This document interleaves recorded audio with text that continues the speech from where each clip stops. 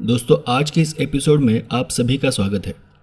रोमांच और डर से भरी कहानियां सुनने के लिए आज ही मेरे YouTube चैनल को सब्सक्राइब करें। तो चलिए कहानी की ओर बढ़ते हैं। असली भूत कहानियां। पर भूत की कहानियां असली कैसे हो सकती है, जबकि असल में भूत वगैरह कुछ होता ही नहीं है। लेकिन क्या सच में भूत नहीं है? आप शायद इस बात को नकार सकते हो, जब तक कि आप उन्हें देख नहीं लेते, जब तक आपका उनसे सामना नहीं हो जाता। हम में से कितने लोगों ने हवा को देखा है? नहीं देखा, पर वो है। वैसे ही कुछ चीजें दिखाई नहीं देती, पर उनका अस्तित्व होता है। वो चीजें ही वक्त आने पर अपने होने का सबूत देती है। आज की कहानियां ऐसे ही घटनाओं के बारे में है। मेरा नाम सिद्धार्थ है और मैं बेंगलोर की IT कंपनी में काम करता हूं। उसी कंपनी में मेरी नीलम से मुलाकात हुई। नीलम, जो मेरी कॉलेज की फ्रेंड थी, और फिर कुछ ही दिनों में हमने शादी भी कर ली। शादी के बाद नीलम और मैं कई दिनों से कहीं बाहर घूमने फिरने का प्लान कर रहे थे, पर हमारी जॉब ही ऐसी थी कि कहीं जाने को वक्त ही नहीं मिल पा रहा था। वैसे हम दोनों को ट्रैकिंग का बहुत शौक था। हमारे कॉलेज के दिनों में हम कभी भी ट्रैकिंग के लिए चले जाते थे। आखिरकार नीलम के बार बार कहने पर हम दोनों ने ऑफिस से एक लंबी छुट्टी ली और हॉलीडे प्लान किया। और हमारा हॉलीडे मनाने के लिए हम महाराष्ट्र के पहाड़ी और जंगल इलाके की सैर करने निकल पड़े। सैर करते करते हम एक ऐसी अनजान जगह पर पहुंच गए जिसका अता पता मैप में भी कहीं दिखाई नहीं दे रहा था। वो जगह कौन सी थी हमें पता नहीं था, और ऐसे इलाकों में मोबाइल भी कभी काम नहीं आते। शायद हम दोनों रास्ता भटक गए थे। वो बहुत ही घना जंगल था, सूरज भी दिखाई न दे इतना घना। थोड़ी बहुत रोशनी थी, पर इतनी नहीं कि जिसमें हम रास्ते का अंदाजा लगा सके। सूरज दिखाई न देने की वजह से डायरेक्शन का भी पता नहीं चल रहा था कि हम उत्तर की ओर जा रहे हैं या दक्षिण की ओर। पर फिर भी हम रास्ता ढूंढते हुए आगे बढ़ते चले जा रहे थे। तब नीलम ने ऊपर ऊंचे ऊंचे पेड़ों और झाड़ियों की ओर देखते हुए कहा कि सिद्धार्थ, शायद दिन ढलने वाला है। परछाइयाँ और घनी होती जा रही है और जल्द ही अंधेरा भी हो जाएगा। हमें जल्द से जल्द यहाँ से बाहर निकलना होगा। तो मैंने उसे धीरज देते हुए कहा, अरे तुम तो ऐसे कह रही हो जैसे हम पहली बार ऐसे जंगल इलाके में आए हो। तो नीलम ने मेरा हाथ पकड़ते हुए कहा, तुम्हें ये जंगल कुछ अजीब नहीं लगता? न जाने क्यों मुझे बार बार ये एहसास हो रहा है जैसे पेड़ों के पीछे छुपकर कोई हमें देख रहा हो। ऐसा लग रहा है जैसे पेड़ों को ही आंखें निकल आई हो। मैंने नीलम का हाथ पकड़ते हुए हंसकर कहा, अजीब, अब यह नाटक छोड़ो और बस चलते रहो जब तक कि कोई इंसान या घर नहीं मिल जाता। कुछ एक दूरी पर हमें एक मकान सा कुछ दिखाई दिया। हम दोनों उस इलाके के बारे में पूछताछ करने उस मकान के पास चले गए। वैसे तो मकान दिखने में बहुत ही खराब था। मकान को चारों तरफ से बैलों ने जैसे अपनी चपेट में ले लिया था, पर सोचा शायद वहां कुछ मदद मिल जाए। तो मैं उस मकान के दरवाजे के पास चला गया और दरवाजा खटखटाया, पर अंदर से कोई आवाज नहीं आई। उसके बाद मैंने कम से कम 4 या 5 बार दरवाजे को खटखटाया, पर कहीं कोई हलचल नजर नहीं आ रही थी। और तभी किसी ने मेरे कंधे पर हाथ रख दिया। मैं झट से पीछे हो गया और मैंने उस हाथ को कंधे से झटक दिया। मैंने देखा कि हमारे पीछे एक बहुत ही बूढ़ा इंसान खड़ा था। मेरे हाथ झटकते ही उसने कहा, डरो नहीं, ये मेरा ही मकान है। तुम्हारी आवाज सुनी तो चला आया। मैंने उस बूढ़े को कहा कि हम पति पत्नी हैं। जंगल की सैर करते करते शायद हम रास्ता भटक गए हैं। इस जंगल से बाहर जाने का कोई रास्ता है? मेरी इस बात पर बूढ़े ने अपने आसपास देखा, यहाँ वहाँ नजर घुमाकर हर एक पेड़ को ठीक से देखा और कहा, अच्छा होगा कि आज रात तुम दोनों यही इस घर में रुक जाओ। तो मैंने उन्हें कहा, अरे नहीं, हमारा होटल यहीं कहीं आसपास ही होगा, हम चले जाएंगे। और वैसे भी जंगल हमारे लिए नई बात नहीं है। तो उस बूढ़े ने कहा, शायद तुम्हारे लिए जंगल नई बात नहीं हो, पर इस जंगल के लिए तुम दोनों नए हो। मैं उस बूढ़े की बात को ठीक से समझ नहीं पाया, पर अपनी ही बात को आगे बढ़ाते हुए उसने कहा, मेरी बात मानो। रात होने को भले ही अभी वक्त हो, पर जंगल में अंधेरा बहुत जल्दी हो जाता है। जंगल में सूरज कभी नहीं उगता। और दूसरी बात यह कि उसने तुम्हें देख लिया है। वो किसी भी कीमत पर तुम्हें इस जंगल से जाने नहीं देगी। अंधेरा होने तक वो तुम्हें यही घुमाएगी, इसी जंगल में। जिंदा रहना चाहते हो तो यही इसी मकान में रुक जाओ। और हां, गलती से भी इस घर की चौखट से बाहर कदम मत रखना। मुझे लगा कि ये बूढ़ा हमें डराने की कोशिश कर रहा है। अरे बाबा, आप समझे नहीं। तो मेरी बात को बीच में ही तोड़ते हुए उसने कहा, नहीं, तुम मेरी बात को समझ नहीं रहे। हर जंगल एक जैसा नहीं होता। हर जंगल की अपनी एक कहानी होती है। उसके बाद नीलम और मैं, हम दोनों उस मकान को बाहर से देख रहे थे। पर जैसे ही हमने पीछे देखा, वो बूढ़ा अचानक ही कहीं गायब सा हो गया। वो देख हम दोनों थोड़ा चौंक गए। तभी नीलम ने कहा, क्यों जिद कर रहे हो? जो भी हो, रात भर में इस जंगल में नहीं घूमने वाली। मुझे बहुत देर से कुछ अजीब सा लग रहा है। और वैसे भी हमारे पास सब खाने पीने का सामान तो है, और एक रात का तो सवाल है। तो मैंने भी उससे कहा, ठीक है, इसी बहाने एक अनजान मकान में रात गुजारने से भला बड़ा एडवेंचर क्या हो सकता है। और फिर मैं भी उस मकान में रात गुजारने के लिए राजी हो गया।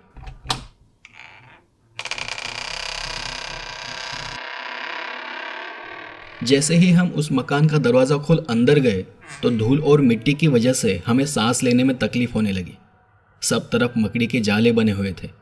मकान में ज़्यादा कुछ सामान नहीं था। बस एक कोने में पानी का मटका था जो कि धूल और मिट्टी से भरा हुआ था। दूसरे एक कोने में कुछ जली तो कुछ अधजली लकड़ियाँ थी। उससे यह साफ था कि पहले भी किसी ने इस मकान का इस्तेमाल किया था। तो मैंने उस मकान को थोड़ा सा साफ किया और ताज़ी हवा के लिए कमरे की एक खिड़की खोल दी। खिड़की खोलते ही बहुत ही ठंडी और ताज़ी हवा कमरे से भर गई। बाद में हमने उस मकान के एक कोने में पड़ी हुई वही अधजली लकड़ियाँ जलाई और उसी के पास थोड़ी सी जगह साफ की और अपने स्लीपिंग बैग को खोलकर वही बिछा दिया। माहौल डरावना ज़रूर था, पर काफ़ी अच्छा भी लग रहा था। हम दोनों भी अपने पुराने दिनों के बारे में बातें कर रहे थे। बातें करते करते कब 7 बज गए पता ही नहीं चला। पर खिड़की से बाहर देखने पर ऐसा लग रहा था जैसे रात के 12 बज रहे हो। कुछ देर बाद हमें खटखटाहट सुनाई दी। किसी ने उस मकान का दरवाज़ा खटखटाया था। तो नीलम ने मेरी ओर देखते हुए कहा, इस वक्त यहाँ कौन आ सकता है? मैंने कहा, अरे वही बूढ़ा होगा। जैसे उसकी हालत थी वो देख तो लगता है कि ये मकान उसका ही होगा। तो मैं उठकर दरवाज़ा खोलने चला गया।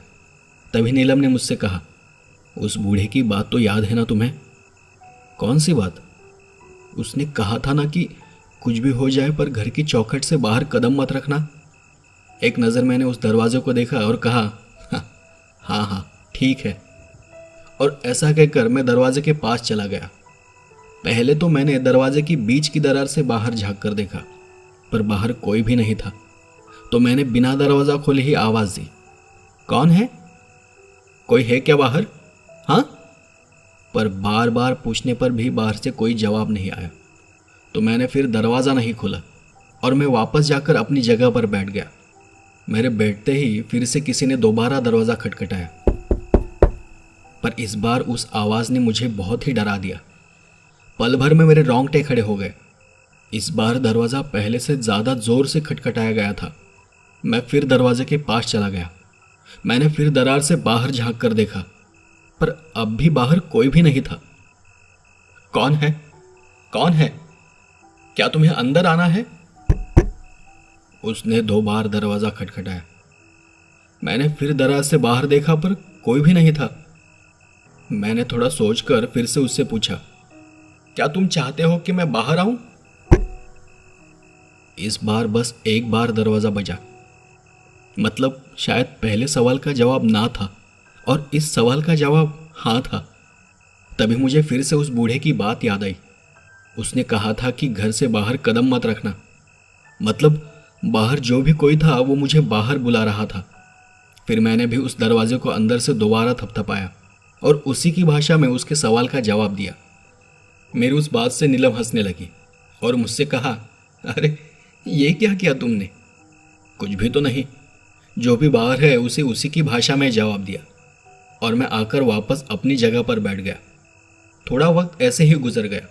बात करते करते अचानक ही मेरा ध्यान खिड़की की ओर गया तो कोई चीज़ तेजी से खिड़की के बाहर से गुजरी। मैंने नीलम से कहा, खिड़की के पास कोई है। हम दोनों भी शांत हो गए और खिड़की की ओर देखने लगे, पर खिड़की में भी कुछ नजर नहीं आया। और तभी फिर से एक बार किसी ने दरवाज़ा खटखटाया। इस बार मैं बहुत ज़्यादा डर गया, पर नीलम नॉर्मल से लग रही थी। नीलम ने कहा, न जाने कौन पागल है, रुको मैं देखती हूँ। ऐसा कहकर नीलम अपनी जगह से उठी और दरवाजे के पास जाने लगी। तब मैंने उस मकान की खिड़की की तरफ देखा। बाहर कुछ तो था जो बहुत तेजी से मकान के आसपास घूम रहा था।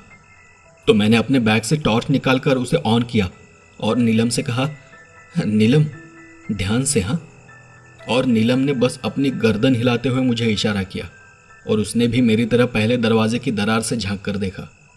कुछ देर तक वो बस बाहर देखती रही और फिर बिना कुछ सोचे समझे उसने झट से दरवाज़ा खोल दिया। उसके दरवाज़ा खोलते ही बहुत जोर का हवा का झोंका घर के अंदर आया और सब तरफ हवा में धूल मिट्टी फैल गई और उसी के साथ हमने जो छोटी सी आग जलाई थी वो भी बुझ गई। अचानक ही जोरों से बिजली चमकने लगी और बहुत जोर की बारिश शुरू हो गई। उस चमकती बिजली में मैंने देखा कि नीलम दरवाजे के पास खड़ी थी और वो बाहर जंगल की ओर झांक कर देख रही थी। मैंने उसे आवाज़ दी, नीलम नीलम दरवाज़ा बंद करो और अंदर आ जाओ। पर नीलम ने जैसे कुछ सुना ही नहीं। वो वहीं की वहीं खड़ी थी। उसने मेरी बात का जवाब भी नहीं दिया।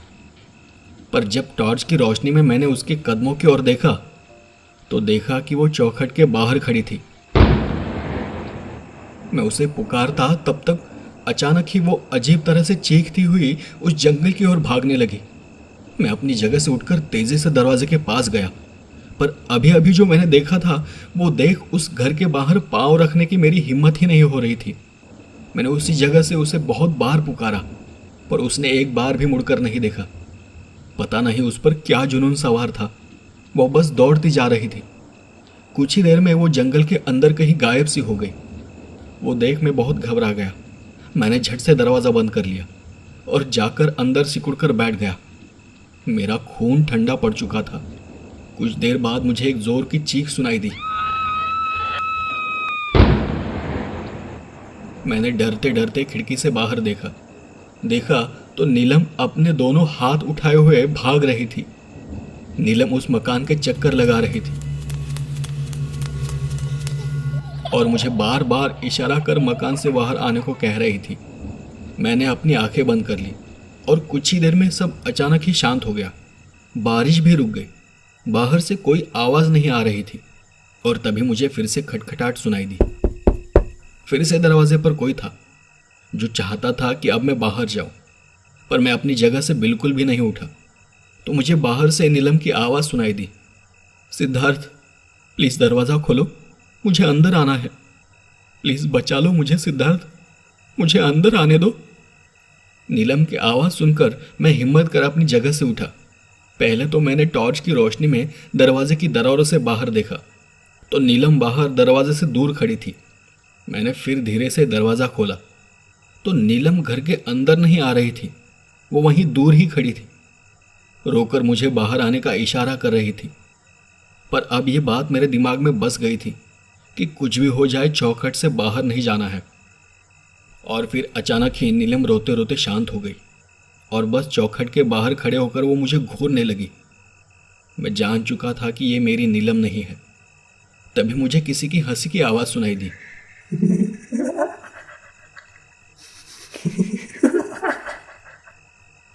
मैंने फिर से दरवाज़ा बंद कर लिया। रात भर यह सिलसिला चलता रहा। हालांकि मैं डरा हुआ था, पर फिर भी मैंने कई बार नीलम को आवाज़ देकर अंदर आने को कहा, पर कई बार पुकारने पर भी वो चौखट के पास तक भी नहीं आई। रात भर वो दूर खड़ी होकर मुझे बस देखती रहती, कभी रोती तो कभी अंदर ले जाने की गुजारिश करती और किसी भी कारण मुझे बाहर आने को कहती। कभी अचानक ही दौड़कर जंगल के अंदर चली जाती तो कभी अपने हाथों को ऊपर कर उस मकान के चक्कर लगाती। मैं अपने आप को बहुत लाचार महसूस कर रहा था। मैं वो सब देखकर भी नीलम को बचा नहीं पा रहा था। मुझे बस सुबह का इंतज़ार था। मुझे लग रहा था कि शायद वो सुबह होने के बाद अपने आप ही ठीक हो जाए। मेरे लिए बस यही एक उम्मीद थी। पर कुछ ही वक्त बाद मैंने टॉर्च की रोशनी में देखा कि नीलम एक बार फिर अजीब तरह से चीखते चिल्लाते हुए जंगल के अंदर भागती हुई चली गई। मैंने बहुत देर तक राह देखी, पर वो वापस नहीं आई। नहीं उसकी आवाज़ आई, और उसके जाने के साथ ही मेरी उम्मीद भी खत्म हो गई। सुबह होते ही उस घने जंगल में थोड़ी रोशनी दिखाई देने लगी। पहली बार मैंने उस मकान की चौखट से बाहर अपना पैर रखा, और फिर मैं नीलम को यहाँ वहाँ ढूंढने लगा। उसे ढूंढते ढूंढते मैं एक छोटी सी नदी के पास पहुँच गया। वहाँ मैंने देखा कि नीलम अपनी आखिरी सांसें ले रही थी। खून में लथपथ नीलम मेरे सामने पड़ी हुई थी। उसे देख ऐसा लग रहा था जैसे जंगली कुत्तों के झुंड ने उस पर हमला कर दिया हो। मैं किसी तरह नीलम को लेकर उस जंगल से बाहर निकल गया। न जाने क्या हो गया था, ये सब कुछ एक झटके में ही बदल गया था। होटल पहुंचते ही मैंने नीलम को अस्पताल में एडमिट किया। मैंने हॉस्पिटल और पुलिस रिपोर्ट में बताया कि यह जंगली जानवरों का हमला है। उसके बाद मुझे उसी अस्पताल के डॉक्टर का फ़ोन आया, तो उन्होंने मुझसे कहा कि आप जंगल के अंदर तो नहीं खो गए थे ना। तो मैंने उन्हें हमारे साथ जो कुछ भी हुआ था वो सब सच बताया। तब डॉक्टर साहब ने बताया, आपका यह पहला केस नहीं है जो मैं देख रहा हूँ। कई सालों से ऐसे केसेस आते चले जा रहे हैं, पर इसके पीछे की सच्चाई कुछ और ही है। सुना है कि उस जंगल में बहुत साल पहले एक बाबा और एक माई रहा करते थे। वो दोनों भी जादू टोना तंत्र मंत्र किया करते थे। बाबा उस काम में बहुत माहिर थे, पर वो अपने तंत्र मंत्र का उपयोग सिर्फ और सिर्फ लोगों की भलाई के लिए किया करते थे, जबकि माई को इतना कुछ आता नहीं था। पर वो बहुत लालची थी। एक रोज ऐसे ही ज्यादा ताकत और पैसा पाने के नशे में माई ने अपने ही बेटे की बलि चढ़ा दी। इससे बाबा को बहुत गुस्सा आया और उन्होंने माई को अपने घर से बाहर निकाला और मौत आने तक घर के अंदर आने से मना किया। उसके बाद उस बुढ़िया ने अपने नामो निशान को ऐसा मिटाना चाहा कि वो इस दुनिया में जिंदा थी ये तक किसी को पता न चले। तब से लेकर आज तक माई उस मकान के अंदर जाने की कोशिश कर रही है, और इसीलिए वहां जो भी जाता है उसे वो उस जंगल में गुम कर देती है। कुछ सालों बाद बाबा की भी मौत हो गई, पर मरने से पहले उन्हें माई की ताकत का अंदाजा हो गया था, तो उन्होंने उस घर को तंत्र मंत्र से बांध दिया ताकि मरने के बाद भी माई कभी उस मकान के अंदर ना जा सके। कहते हैं कि आज भी वो बाबा उस मकान के आसपास ही कहीं घूमते हुए दिखाई देते हैं। डॉक्टर की बात सुनकर मैं बहुत रो रहा था। असल में उस घटना का नीलम को बहुत बुरा सदमा लगा। वो आज भी ठीक से चल नहीं पाती, बोल नहीं पाती, और आज भी मुझे उस खटखटाहट भरी आवाज से डर लगता है। दोस्तों, कुछ सफर इतने डरावने होते हैं कि उन्हें याद कर आज भी हमारे रोंगटे खड़े हो जाते हैं। आज की ये कहानी ऐसे ही एक सफर के बारे में है। मेरा नाम सुधीर है। ये कहानी मेरी है। आज से ठीक 40 साल पहले यानी 1980 के करीब की यह घटना है। तब मैं दिल्ली शहर में एक सरकारी नौकरी किया करता था। शाम को जब मैं ऑफिस से घर आया तो मुझे गांव से एक फोन आया। बेटा, तुम्हारी दादी की तबीयत बहुत खराब है और वो अपने आखिरी वक्त में पोती को देखना चाहती है। मेरी बेटी का नाम सारा है। तब मेरी बेटी बहुत ही छोटी थी, कुछ 3 या 4 साल की होगी। तो फोन आने के बाद उसी रात मैं अपनी बेटी सारा को लेकर ट्रेन से अपने गांव निकल पड़ा। दिल्ली से आसाम बहुत लंबा सफर था और मैं भी बहुत सालों बाद अपने गांव जा रहा था। बचपन में 1-2 बार गया था, पर कब वो मुझे ठीक से याद नहीं। अब जैसे जैसे ट्रेन आगे बढ़ते चली जा रही थी, ट्रेन में सफर कर रहे लोग एक एक कर अपने अपने स्टेशन पर उतरते चले जा रहे थे और अब ट्रेन में बहुत ही कम लोग बचे थे। मैं और मेरी बेटी सारा, हम दोनों एक अलग कोच में बैठे थे। कुछ 20 या 22 घंटे बीत गए। दूसरे दिन का सफर शुरू हुआ। तब ट्रेन बीच में ही कहीं 1-8 घंटे के लिए एक स्टेशन पर रुकी। शायद टीसी ड्राइवर सब चेंज हो रहे थे, और जब ट्रेन फिर से चल पड़ी तो जो नए टीसी आए थे वो फिर एक बार टिकट वगैरह चेकिंग के लिए हर एक बोगी में घूमने लगे। कुछ ही देर में एक टीसी हमारे कंपार्टमेंट में भी आया। उसने हमसे हमारे टिकट मांगी। बेटी सारा और मेरी टिकट चेक करते हुए उसने मुझसे कहा, यहाँ से कुछ आधे घंटे बाद एक बहुत बड़ी सुरंग से होकर ये ट्रेन गुजरेगी। सुरंग के अंदर जाने से पहले ट्रेन 2 बार हॉर्न देगी और कुछ देर के लिए ट्रेन की सभी लाइट्स को बंद किया जाएगा, पर हॉर्न सुनते ही आप अपने कंपार्टमेंट की सारी खिड़कियां बंद कर लेना। तो मैंने उससे पूछा, ऐसा क्यों? मेरे सवाल को सुनकर टीसी ने कुछ देर तो बस मुझे घूर कर देखा और उतनी ही गंभीरता से कहा, भूतों में, चुड़ैल में विश्वास रखते हो? मैंने कहा, अभी तक तो नहीं। तो टीसी ने टिकट मेरे हाथ में थमाते हुए कहा, खिड़कियां खुली रखोगे तो टनल से गुजरने के बाद शायद करने लगोगे। तभी मेरी बेटी ने मुझसे पूछा, पापा ये भूत चुड़ैल क्या होता है? असल में मैंने आज तक मेरी बेटी को ऐसी चीज़ों के बारे में कभी बताया नहीं था। उसे मैंने आज तक कभी भी किसी भी चीज़ को लेकर डराया नहीं था। तो मैं शांत बैठा रहा, पर तभी टीसी ने मेरी तरफ देखते हुए मेरी बेटी सारा के सर पर अपना हाथ रखते हुए कहा, कुछ नहीं बेटा, ऐसा समझो कि ये बहुत बुरे लोग होते हैं। टीसी के उस जवाब के बाद मैंने भी बेटी के सवाल का अलग से जवाब देना ठीक नहीं समझा। तब टीसी ने मुझे कंपार्टमेंट के दरवाजे के पास बुलाया और धीमी आवाज में कहा, आप भूतों में यकीन रखते हो या ना हो, पर अपनी प्यारी सी बेटी के लिए ही सही कुछ देर के लिए मेरी बात पर यकीन कर लेना। और जब तक कि गाड़ी टनल को पूरा पास नहीं कर लेती, खिड़कियां खोलने की गलती मत करना। मैंने अपनी गर्दन हाँ में हिलाते हुए और हल्का सा मुस्कुराते हुए टीसी की बात में हामी भर दी। कुछ देर बाद जैसे टीसी ने कहा था, बिल्कुल वैसे ही मुझे ट्रेन के हॉर्न 2 बार सुनाई दिया। मैंने झट से मेरे कंपार्टमेंट की सारी खिड़कियां बंद करना शुरू किया। मेरी बेटी ने मुझसे पूछा कि पापा आप खिड़की क्यों बंद कर रहे हो? मैंने तब उससे इतना ही कहा, हम बस थोड़ी देर के लिए बेटा, और ऐसा कहकर उसे उठाकर अपनी गोद में लेकर बैठ गया।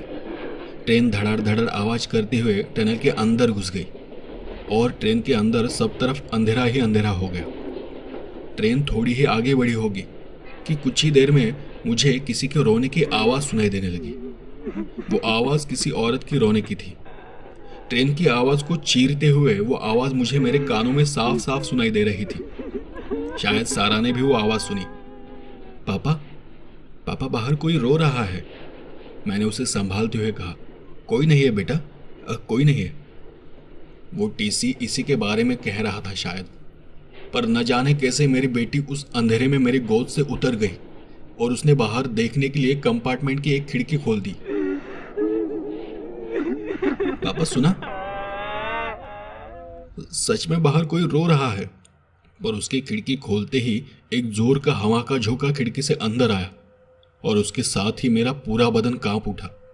मैंने झट से उठकर फिर से उस खिड़की को बंद कर दिया और उस अंधेरे में अपनी बेटी को तलाशने लगा। सारा, सारा। उस वक्त मेरे हाथ में किसी का हाथ लगा, पर मुझे समझते देर नहीं लगी कि वो हाथ मेरी बेटी का नहीं है। वो हाथ किसी बड़े इंसान के हाथ के जितना बड़ा था और थोड़ा चिपचिपा भी था। तभी मुझे अंधेरे में 2 आंखें दिखाई दी, 2 बड़ी बड़ी आंखें, और उसी वक्त मेरे हाथ को झटका सा लगा और मैं पीछे की तरफ गिर गया। तब मुझे किसी के सांसों की जोर जोर से आवाज सुनाई दी।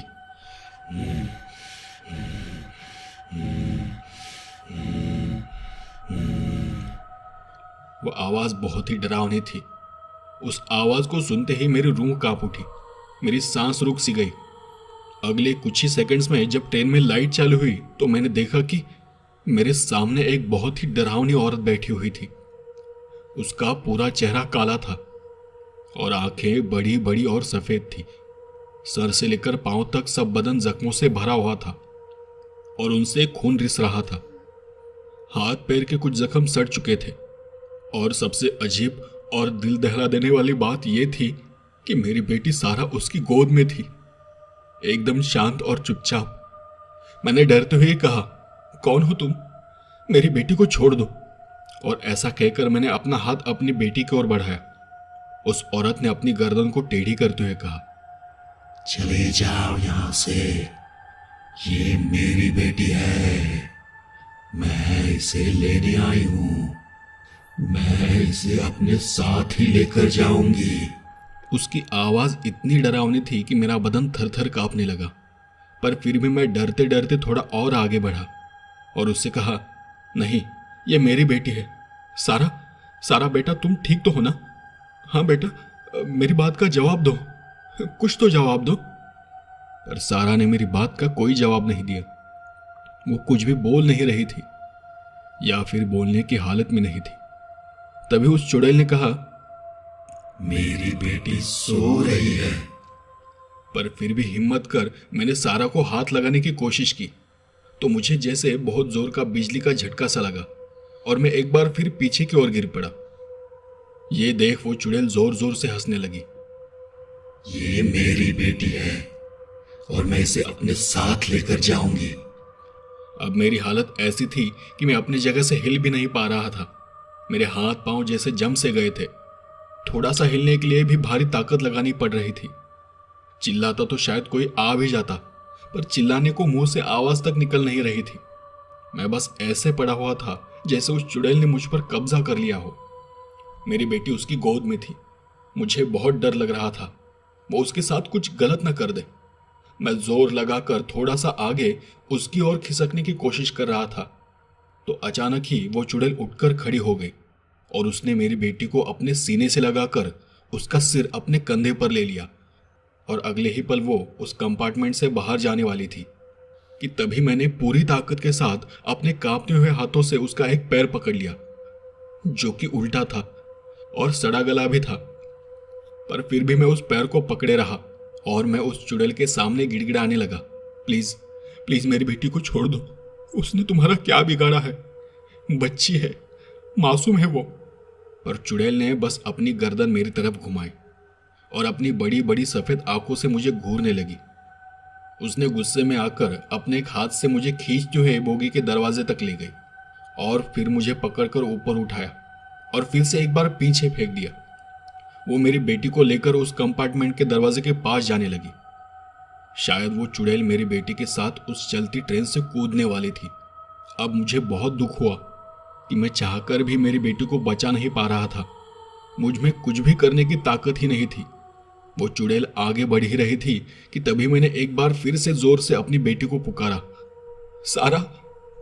मेरी पुकार सुनकर आखिरकार मेरी बेटी को कुछ कुछ होश आया और उसने पहले तो मुझे देखा और फिर उस औरत की ओर देखकर बड़ी मासूमियत से उसने कहा, मम्मा। उसने मुझे नहीं बल्कि उस चुड़ैल को मम्मा कहा था। मेरी बेटी की वो आवाज सुनकर वो चुड़ैल वहीं की वहीं रुक गई।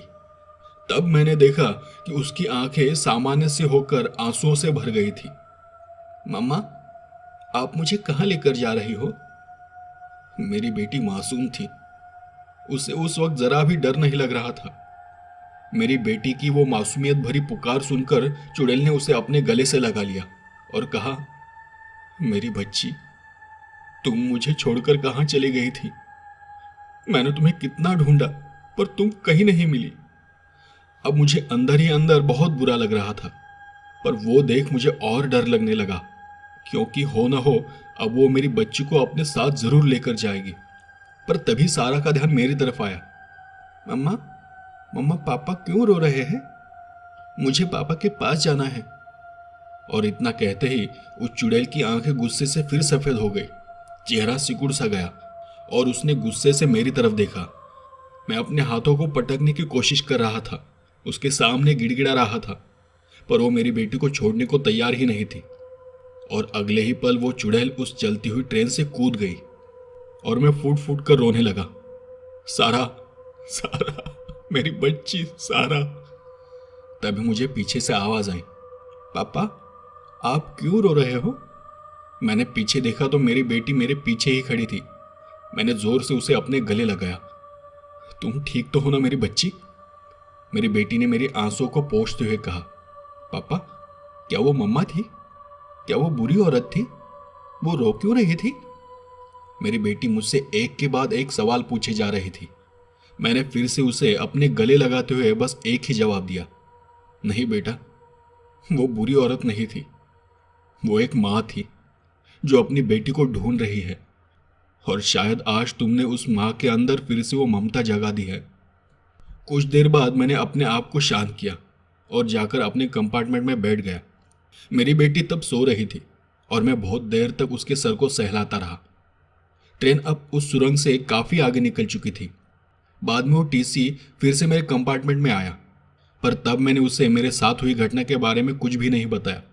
बस इतना ही पूछा कि मैंने टनल से गुजरते हुए किसी के रोने की आवाज़ सुनी। वो किसकी आवाज़ थी? यहाँ आखिर हुआ क्या था? तो टीसी ने पहले तो मेरी बेटी को देखा और कहा, मैं ठीक ठीक नहीं जानता, बस सुनी सुनाई कहानी है। क्या सच और क्या झूठ है यह भी नहीं बता सकता, पर सालों से यह होता आ रहा है कि जब भी ट्रेन सुरंग से गुजरने वाली होती है सब खिड़कियां बंद कर लेते हैं, खासकर वो जिनके पास छोटे बच्चे होते हैं, और कोई भी इस बात को टालने की हिम्मत नहीं करता। सुना है कि कई साल पहले एक औरत इसी रास्ते से होकर अपने घर जा रही थी। उसकी 4 साल की बेटी भी उसके साथ ट्रेन में सफ़र कर रही थी। तब टनल के पास कुछ लुटेरों ने ट्रेन के अंदर घुसकर लूटमार करना शुरू किया। बहुत खून खराबा हुआ, बहुत से लोग मारे गए। उस दौरान उन लुटेरों ने उस औरत की प्यारी सी बच्ची को भी उठा लिया, और जब वो औरत उनके सामने अपनी बेटी को छोड़ देने के लिए भीख मांगने लगी, गिड़गिड़ाने लगी, तो उन लुटेरों ने उस औरत को चलती हुई ट्रेन से उस टनल के अंदर ही कहीं फेंक दिया। उसके बाद क्या हुआ किसी को कुछ पता नहीं। शायद वो औरत मर गई, पर कहते हैं कि उस दिन के बाद से वो औरत अपनी बेटी को ढूंढ रही है।